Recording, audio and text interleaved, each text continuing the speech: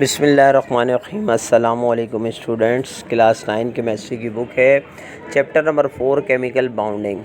इसकी exercise work तो हम कर चुके थे। टेस्ट यूर सेल्फ जो है आज इसका करना है। पेज नंबर 74 है।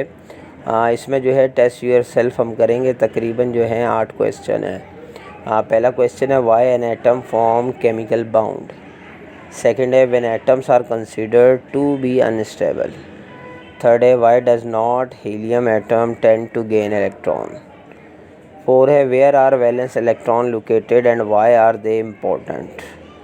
फाइव है what is meant by bonding electrons.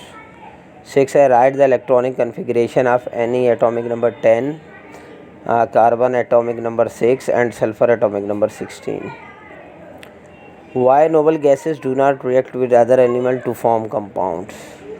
और 8 है find the number of valence electron in the following atoms, chlorine, sodium, magnesium और पोटाशियम. तो ये जो है आज हम इसको आंसर करेंगे। ये आपको मालूम है टेस्ट योर सेल्फ जो है बहुत जो एक्सप्लेन किया जाता है बहुत शॉर्टली किया जाता है, कोई लॉन्ग नहीं होता ये। और मैं आपको सजेस्ट करूँगा कि आप अपनी एक्सरसाइज जो भी, क्योंकि स्कूल में ही मैंने ये नोट किया ये चीज़ें नहीं करवाई जा रही, लेकिन मैं आपको जो है ये सजेशन दे रहा हूँ कि आपका जब भी कोई चैप्टर कंप्लीट हो तो उसका सेल्फ टेस्ट ज़रूर सॉल्व करके उसके साथ आप रख लिया करें, क्योंकि ये पेपर्स में आपके बहुत काम आने वाला है। अच्छा जी, पहला है why an atom form chemical bonds. ये जो एटम्स होते हैं ये केमिकल बाउंडिंग क्यों करते हैं, ठीक है। तो चैप्टर का जो स्टार्ट था हमारा पेज नंबर 73 पर, why do atoms form chemical bound.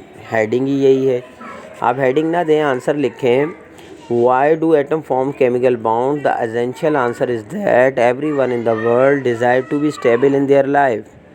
Atoms are just like that, they are also trying to become more stable, ठीक है। दुनिया की दूसरी चीज़ों की तरह एटम भी ये चाहता है कि वो स्टेबल हो जाए, ठीक हो गया।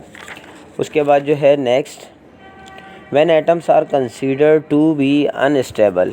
कब जो है एटम जो है वो अनस्टेबल होता है। ये इसका आंसर बुक में नहीं था तो मैंने बनाया। In some atoms the binding energy is not strong enough to hold the nucleus together and the nuclei of these atoms are said to be unstable. They will lose neutron and proton as they attempt to become stable. ठीक हो गया कि कुछ जो atoms होते हैं क्योंकि उनके अंदर बाइंडिंग एनर्जी जो है ना वो ज़्यादा ताकतवर नहीं होती, इस वजह से वो अपने न्यूक्लियस को होल्ड नहीं कर पाते, ठीक है। और फिर वो अपने आप को स्टेबल करने के लिए फिर वो प्रोटॉन्स और न्यूट्रॉन्स जो है वो लूज़ करते हैं ताकि वो एटम है वो अपने आप को स्टेबल कर सके, ठीक हो गया। उसके बाद क्वेश्चन नंबर 3 है why does not helium atom tend to gain electron. अब देखें ये वाला क्वेश्चन और नेक्स्ट एक 7 क्वेश्चन आएगा, ये तकरीबन सेम है, इस वजह से इसको मैंने बुक से टिक नहीं किया बल्कि इसका भी आंसर मैंने लिख दिया है। Because helium contains 2 electrons in the valence shell, it has completely filled outermost shell, so it does not participate in chemical reaction. जो हीलियम जो कि एक गैस है उसके अपना जो वैलेंस शेल है, एक ही उसका शेल है, उसमें 2 इलेक्ट्रॉन्स है। और आपको पता है 2 इलेक्ट्रॉन्स जो है वो डुप्लेट रूल है, डुप्लेट इलेक्ट्रॉन है, कंप्लीट शेल होता है, तो अब उसको ना लेने की ना देने की ज़रूरत नहीं होती। तो इस वजह से जो है ये किसी चीज़ में डज नॉट जो है वो टेंड टू गेन इलेक्ट्रॉन होता है। उसके बाद क्वेश्चन नंबर 4 है where are valence electrons located and why are they important. जो वैलेंस इलेक्ट्रॉन हैं वो कहाँ पाए जाते हैं और ये क्यों ज़रूरी है। आप सबको मालूम है कि वैलेंस इलेक्ट्रॉन आखिरी शेल में पाए जाते हैं, आउटर मोस्ट शेल भी कहते हैं, वैलेंस शेल भी इसी वजह से कहा जाता है क्योंकि उसके अंदर वैलेंस इलेक्ट्रॉन्स मौजूद होते हैं। पेज नंबर 74 पे electrons present in the outermost shell of any atom play an important role in determining the chemical properties of the atom। देखें important क्यों होते हैं, ताकि वो बता सकें कि इस एटम की केमिकल प्रॉपर्टीज़ क्या हैं, including its ability to form chemical bonds, और इसके अलावा उसकी एबिलिटी भी पता चलती है केमिकल बाउंड बनाने के लिए। These electrons in the outermost shell of an atom are called as valence electron और outer electrons। यहाँ तक आपका ये क्वेश्चन नंबर 4 का आंसर हो गया।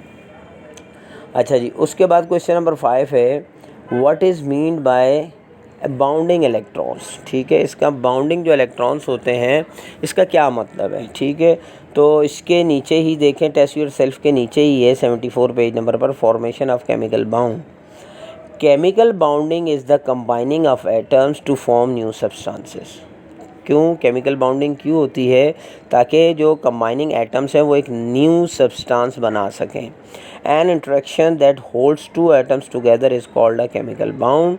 एटम कैन लूज, गेन और share valence electron to form chemical bonds. ठीक हो गया। अच्छा जी, उसके बाद क्वेश्चन नंबर 6 है, write the electronic configuration of any. Atomic neon है, एटॉमिक नंबर 10 है इसका, कार्बन जो है एटॉमिक नंबर 6 है और सल्फ़र एटॉमिक नंबर 16। यानी आपको आसानी कर दी गई कि एटॉमिक नंबर भी दे दिया गया, सिर्फ आपको इसकी इलेक्ट्रॉनिक कन्फिग्रेशन बनानी थी। तो यहाँ पे मैंने बना दिया आसानी से आपके लिए, आप जिस तरह चाहें। इसमें कई तरीके हैं इसको बनाने के।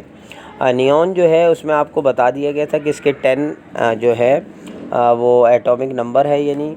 तो इसमें देखें, इसके पहले शेल में आपको मालूम है जो शेल होते हैं उसके अंदर सब शेल मौजूद होते हैं, ये हम पढ़ चुके हैं। आपकी याद दहानी के लिए दोबारा बता रहा हूँ कि शेल के अंदर पहला जो शेल होता है उसके अंदर एक ही सब शेल होता है जिसको हम एस कहते हैं, और वो जो है 2 इलेक्ट्रॉन्स होल्ड कर सकता है, 2 इलेक्ट्रॉन्स रखता है ज़्यादा से ज़्यादा। तो मैंने यहाँ लिख दिया 1s2, यानी 1 का मतलब शेल और s का मतलब वो सब शेल जो 2 इलेक्ट्रॉन ऊपर इलेक्ट्रॉन पावर ज़ाहिर कर रहे हैं। उसके बाद सेकंड शेल, ये देखिए मैंने पेंसिल से इनको ब्रैकेट्स इसलिए कर दिया, आपने ब्रैकेट्स नहीं करना, सिर्फ आपको समझाने के लिए मैंने ब्रैकेट्स किया है कि ये जो 2 अब आ गया है तो ये सेकंड शेल है। सेकंड शेल में 2 सब शेल होते हैं, एक S होता है जो ज़्यादा से ज़्यादा 2 इलेक्ट्रॉन्स रख सकता है और एक P होता है जो ज़्यादा से ज़्यादा 6 रख सकता है। तो सेकंड शेल में S के पास 2 हो गए, सब शेल के पास 2 इलेक्ट्रॉन्स, और P सब शेल के पास 6 इलेक्ट्रॉन। चूँकि हमें 10 कंप्लीट करने हैं तो 10 हो गए। देखें पहले में 2 थे और सेकंड शेल में 8 हो गए, तो 2 और 8 10 हो गए। अब आ जाए कार्बन। कार्बन में 6 जो है वो इलेक्ट्रॉन्स होते हैं, तो इसका मतलब है पहले शेल में जो सब शेल S है वो 2 ही रख सकता है, तो वहाँ 2 आ गए, रिमेनिंग 4 रह गए। तो सेकंड शेल में चूँकि दूसरा सब शेल S ही होता है, पहले हमें S सब शेल को कंप्लीट करना होता है, ये भी जहन में रखिएगा। पहले P शेल कभी नहीं आएगा।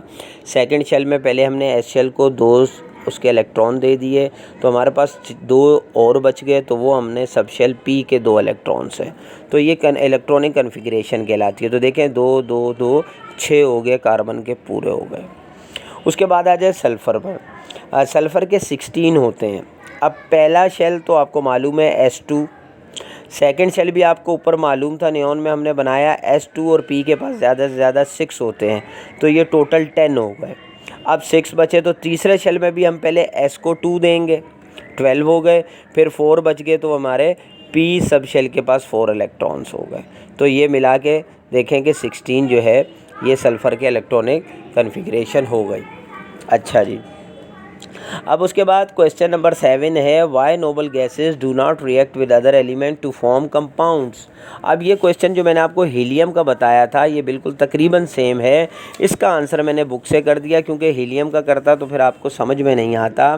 पेज नंबर 73 पर देखें, नोबल गैसेज हैव NH2NP6। मतलब ये भी देखें, आपको इलेक्ट्रॉनिक कन्फिग्रेशन बताई जा रही है। N का मतलब होता है नंबर ऑफ शेल, तो S2P6 ये electronic configuration in the outer most shell and rarely form chemical bonds. यहाँ तक लिखिएगा। फिर थर्ड लाइन में मैंने देखें टिक कर दिया है, these elements are sometime called the inert gases, this is because they do not participate in chemical reaction. फिर नीचे पैराग्राफ पे आ जाए, note that these element have a completely filled outer most shell. फिर सेकंड लाइन से, because of these electronic configuration of noble gases are stable and not active. तो ये helium में भी यही बात हुई थी कि ये चूँकि ख़ुद स्टेबल होते हैं, इनका जो है आउटर मोस्ट शेल कम्प्लीट होता है, चाहे डुप्लेट हो और चाहे ऑक्टेट हो, तो इस वजह से इनको ज़रूरत नहीं होती। ठीक हो गया। फिर लास्ट क्वेश्चन है, find the number of valence electron in the following atoms. देखिए क्लोरीन, सोडियम, मैग्नीशियम ये आपकी बुक में ही दिया हुआ है, फिर भी मैंने लिख दिया। पोटाशियम नहीं था, उसका भी लिख दिया। देखें क्लोरीन में पहले शेल में 2 होते हैं, दूसरे में 8 हो गए, तीसरे में 7। तो जो लास्ट शेल होता है वही वैलेंस शेल होता है, मैंने 7 आंसर लिख दिया। सोडियम में 1 होता है वैलेंस शेल, फिर भी मैं वैलेंस जो है उसमें मैंने बता दिया है कि वैलेंस इलेक्ट्रॉन 1 है, लेकिन उसकी कन्फिग्रेशन भी लिख दी 281। फिर मैग्नीशियम का लास्ट जो है वैलेंस इलेक्ट्रॉन 2 होते हैं, मैंने उसकी भी लिख दी कन्फिग्रेशन 282। और पोटेशियम में टोटल 19 होते हैं लास्ट वाले में, यानी वैलेंस इलेक्ट्रॉन 1 होता है और कन्फिग्रेशन लिख दी 2881। और आपके बुक में जो सोडियम, क्लोरीन और मैग्नीशियम की दी हुई है ये इलेक्ट्रॉनिक कन्फिग्रेशन, ये भी मैं आपको पिक दिखा रहा हूँ, आप उसमें देख लीजिएगा। अच्छा, आज ये जो है हम आज टेस्ट योर सेल्फ ये एक ही पेज किया है 74। इंशाल्लाह जो नेक्स्ट पेज भी रहते हैं इस चैप्टर के वो भी जल्द मैं इसकी वीडियो भी अपलोड कर दूंगा। आई होप कि आपको अच्छी तरह से ये आंसर समझ आ गए होंगे। कोई चीज़ समझ में ना आई हो तो कमेंट्स में आप मुझसे पूछ सकते हैं। इंशाल्लाह नेक्स्ट वीडियो में मिलते हैं, जब तक के लिए इजाज़त दीजिए। अल्लाह हाफ़िज़।